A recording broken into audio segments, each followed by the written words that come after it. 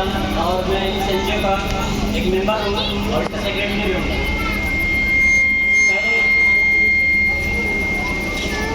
ये एनजीओ क्यों खोला गया है, इसका मोटिव क्या है, पहले बता चुके हैं, फिर भी मैं एक बार रिमाइंड कर दे रहा हूँ कि जब मैं अलग अलग जगह पे पढ़ने गया, मेरी जो तालीम की है, इब्तदाई तालीम, दीनी तालीम की है, उसके बाद मैं मॉडर्न एजुकेशन में गया। जहाँ पर भी गया तो मुसलमानों की हालत ऐसी थी कि वो दीन से काफ़ी दूर थे। मतलब ये है कि उन्हें नमाज का तरीका पता नहीं है और न ही कलमा नहीं आ रहा है। तो ऐसा हमारे दिमाग में ला के ऐसा एजुकेशन लाया जाए जहाँ पर दोनों तालीम दी जाए, दीनी तालीम भी दी जाए और दुनियावी तालीम भी दी जाए, मतलब कि पैरेलल मोड ऑफ एजुकेशन।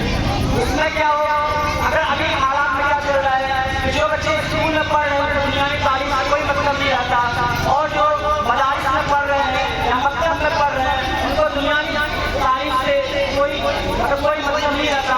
लेकिन हमें चाहिए कि दोनों तालीम होना जरूरी है। तो इस एनजीओ के तहत हम लोग कोशिश कर रहे हैं एक कुर्सी लगाओ, एक कुर्सी लगाओ, जिसमें बच्चे को दीनी और दुनियावी तालीम दोनों दी जाए, यानी हम उसके अंदर ईमानी बात भी रखें और दुनियावी बात भी रखें। इसीलिए इस एनजीओ के मुताबिक एक प्रोग्राम रखा गया है। इस प्रोग्राम में आज सिर्फ इस बात का एक पेरेंट्स को मोटिवेट करेंगे कि आप अपने बच्चे को पढ़ाएं, आप किस तरह से अपने बच्चे का रास्ता खोल सकते हैं, उनको अपनी मंजिल तक किस तरह पहुंचा सकते हैं। जिसकी पहली आयत नाज़िल हुई, आज वो कौम इतनी जाहिल हो चुकी है कि हर जगह पिट रहे हैं और हर जगह अपने इखलाक को इतना बुरा कर लिए हैं कि हर जगह दुश्वारी हो रही है, बेइज्जती हो रही है, क्योंकि हमारे अंदर तालीम नहीं है। अगर हम मुस्लिम पॉपुलेशन में इंडिया में लिटरेसी रेट की बात करें तो सिर्फ और सिर्फ 59% है, अप्रॉक्स 60% मुस्लिम ही पढ़े लिखे हैं। तो पहले मैं ये बता दूं कि पढ़ना लिखना किसे कहते हैं। हमारे देश में पढ़ना लिखना को उसको गिनती में लेते हैं जिसको अपना नाम और सिर्फ अपना अब्बा का नाम लिखना आ गया, वो पढ़ने की गिनती में आ गया। तो ये सोचिए कि सिर्फ अब्बा और अम्मी का अपना नाम, अम्मी और अब्बा का नाम लिखने पर अगर हम उसको इंक्लूड करते हैं पढ़ाई के अंदर, लिटरेसी रेट के अंदर, तो सिर्फ और सिर्फ 59% है। यानी कि अभी भी 41 लोग, 100 में से 41 लोग ऐसे हैं जिनको अपना नाम तक सही से लिखना नहीं आता।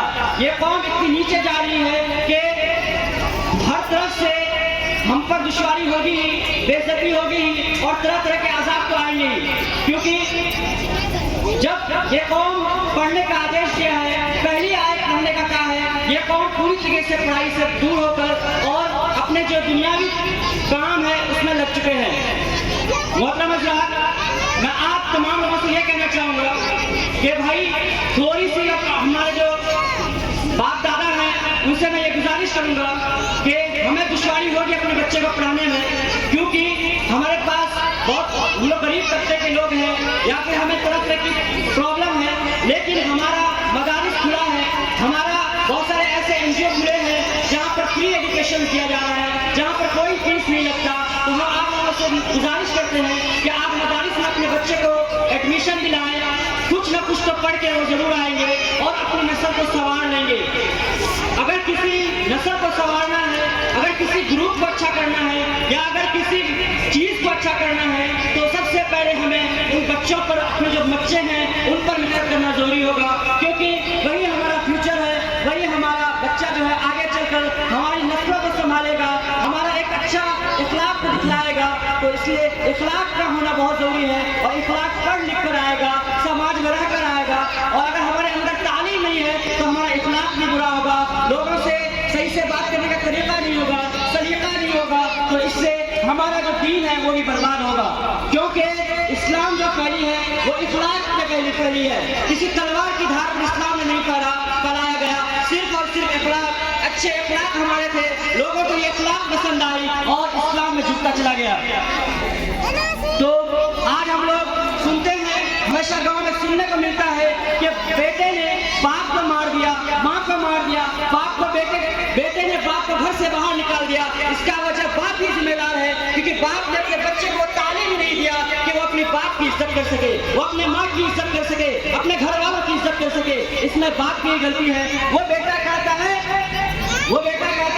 कि मेरे बाप ने मुझे पढ़ाया ही नहीं, मेरे बाप ने मुझे कुछ नहीं किया, मुझे सिर्फ काम करवाया, बच्चे से मुझे बाहर भेजा, खटलाया, तो मैं कैसे उनकी इज्जत करूं? मेरा बाप ने मेरे लिए क्या किया? अगर आपको इज्जत पानी है मेरे माँ बाप, आप अपने औलाद को पढ़ाइए। अगर आपको थोड़ी सी परेशानी होगी, उस परेशानियों को झेलिए, तरह तरह की परेशानियां होगी, लेकिन उतनी भी परेशानी नहीं होगी, क्योंकि मदारिस पूरी तरीके से फ्री ऑफ एजुकेशन है, आप वहाँ पर पढ़ा सकते हैं। अलग अलग तरह के NGOs हैं, आप वहाँ पर पढ़ा सकते हैं।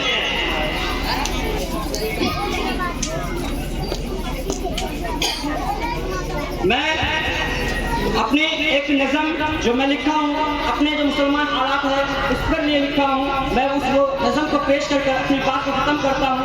और तमाम हज़ार से गुजारिश है कि प्लीज़ आप लोग अपने बच्चे को थोड़ी सी मेहनत करके ऐसे समझ लें कि आपके बच्चे आपके घर में हैं ही नहीं, आप उनको मदारिस में भेजकर, हॉस्टल में भेजकर उनको पढ़ाएं लिखाएं, क्योंकि थोड़ा सा काम करने में हमारे घर में परेशानी होगी। अगर बेटा नहीं होगा, हमारी बेटी नहीं होगी, तो थोड़ा काम करने में परेशानी होगी, लेकिन वो हम झेल लेंगे, लेकिन हम अपने बच्चे को पढ़ाएंगे। क्योंकि अगर आज हम अपने बच्चे को पढ़ाएंगे तो आने वाली पूरी पीढ़ी अच्छी होगी, पूरी पीढ़ी पढ़ी लिखी होगी। अगर हम आज अपने बच्चे को नहीं पढ़ाएंगे तो पीढ़ी जाहिला में होगा और हमारी रुसवाई होगी। दूसरी चीज, हमारे समाज में एक और चीज तो है कि बेटी का पढ़ाने का रिवाज बहुत कम है। आप लोगों से दरखास्त करते हैं कि अपनी बेटी को भी पूरे दिल खोल कर पढ़ाइए, क्योंकि एक बेटी जो है वो किसी घर में माँ बनेगी, किसी की बीवी बनेगी, किसी की माँ बनेगी, तो वो माँ अपने बच्चे को क्या सिखलाएगी? अगर उनके अंदर दीन तालीम होगी, दीनी होगी, उनके एजुकेशन ली हुई होगी, एजुकेटेड होगी, तो वो अपने बच्चे की अच्छी तालीम कर सकती है, अच्छी तरबियत दे सकती है, क्योंकि माँ का गोद ही उनका पहला उस्ताद है। तो आप हज़रात से गुजारिश है कि सब ये चाहते हैं कि मैं अपनी बहू लाऊं तो पढ़ी लिखी बहू लाऊं, लेकिन वे अपनी बेटी को इसलिए नहीं पढ़ना चाह रहे हैं क्योंकि बेटी किसी और की घर की हो जाएगी।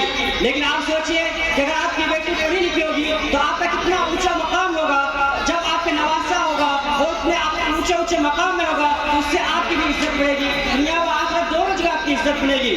और मैं एक नज़म पेश करके मैं अपना तकरीर या फिर जो भी एक छोटा सा इंटरेक्टिव प्रोग्राम मैं अपना खत्म करके इस नज़म से खत्म करता हूँ। ये नज़म जो है मैंने खुद लिखा है और अलग अलग तरह के सिचुएशंस को, हालात को देखकर लिखा है। ये जो नज़म है ये स्कूल बच्चों के लिए है, क्योंकि हमारे स्कूल बच्चों में दीनी तालीम नहीं है। क्योंकि अगर मैं आपको तहकीक बताऊं, हमारे कॉलेज में ऐसे हैं जिन्हें बहुत कुरान पढ़ना भी नहीं आता है। हमारी ये टीम कुरान पढ़ाने पर भी मदद कर रही है ताकि बड़े बड़े लोगों को भी कुरान पढ़ाया जाए। तो मैं अपनी बात को इस नज़म से खत्म करता हूँ। मैंने तुझे इख्तियार दे दिया तू गुनाह कर करने की कर, मैंने तुझे इख्तियार दे दिया तू गुनाह कर करने की कर, तू कैद रह या दुनिया के ऐशो आराम कर। सब ऐशो आराम में लग गए, खुदा पर तूने अतबा छोड़ दिया, तेरे दिल में ईमान कम हो गई और तू बुराई पर चल पड़ा। दुनिया को तूने जन्नत मान लिया, जन्नत को अपने लिए हराम कर दिया। तुमने मुअज्जिज़ा को मुअज्जिज़ा समझा कहाँ, तुमने मुअज्जिज़ा को मुअज्जिज़ा समझा कहाँ, निज़ाम मैंने चलाया हर कुछ का और तुमने हवा दिया उड़ीसा का। यहाँ पर जहाँ भी मैंने है यानी अल्लाह ताला की तरफ से है, या अल्लाह ताला को अपने लोगों को बता रहा है, ये नज़म पेश कर रहे हैं। इस नज़म में अल्लाह ताला लोगों से कह रहे हैं, तुमने कुरान को समझना छोड़ दिया और बददीन हो गया, हर मुअज्जिज़ा को मिशन मान लिया और खुदा का इनकार कर दिया। तुमने खुद शरीयत को इनकार कर दिया, तुमने खुद शरीयत को इनकार कर दिया, जब चाहा तुमने तलाक दे दिया। तुम्हें पता है कि तलाक में क्या होता, तुम्हें पता है कि तलाक में क्या होता, ज़मीन से अर्श तक लड़खड़ा जाता। जायज़ चीज़ में नापसंद करता हूँ तलाक को, और तुम अपनी बीवी की हर गलती पर तलाक को अंजाम देते हो। आज हमारा मुआशरा में तलाक बहुत आम हो गया है। अल्लाह ताला अगर सबसे नापसंद जायज़ चीज़ में सबसे ज़्यादा नापसंदीदा चीज़ है तो तलाक है। भैया मैंने खुद शरीयत को इनकार कर दिया, जब चाहा तुमने तलाक दे दिया। तुम्हें पता है कि तलाक में क्या होता, ज़मीन से अर्श तक लड़खड़ा जाता। जायज़ को और तुम अपनी बीवी की हर गलती पर तलाक को अंजाम देते हो। तुझ में ईमान था तो फतहयाब था, तुझ में ईमान था तो फतहयाब था, न डरता किसी का सिर्फ ईमान था, तुम तादाद में कम थे फिर भी जीत की मिसाल था। तुमने हुजूर की नक्शो कदम पे न चला, जहाँ जीत थी वहाँ जंगे वो हार की मिसाल था। जंगे वहाँ जीतने वाले थे, लेकिन हुजूर सल्लल्लाहु अलैहि वसल्लम की नाफरमानी करने की वजह से ये जंग हम लोग हार चुके थे। तुम्हें फुर्सत न है नमाज पढ़ने की, तुम्हें फुर्सत न है नमाज पढ़ने की, और ख्वाहिश है तुझे जंग जीतने की। वादे तो खुदा के ईमान पर है, वादे तो खुदा के ईमान पर है। मुसलमान की तादाद से कुछ न होता, मुसलमान की तादाद से कुछ न होता। ये कैसी तालीम तुमको दी कि तुम गुमराह हो गए, ये कैसी तालीम तुमको दी कि तुम गुमराह हो गए। कुरान कभी न समझाया गया, तुम आग का ईंधन हो गए।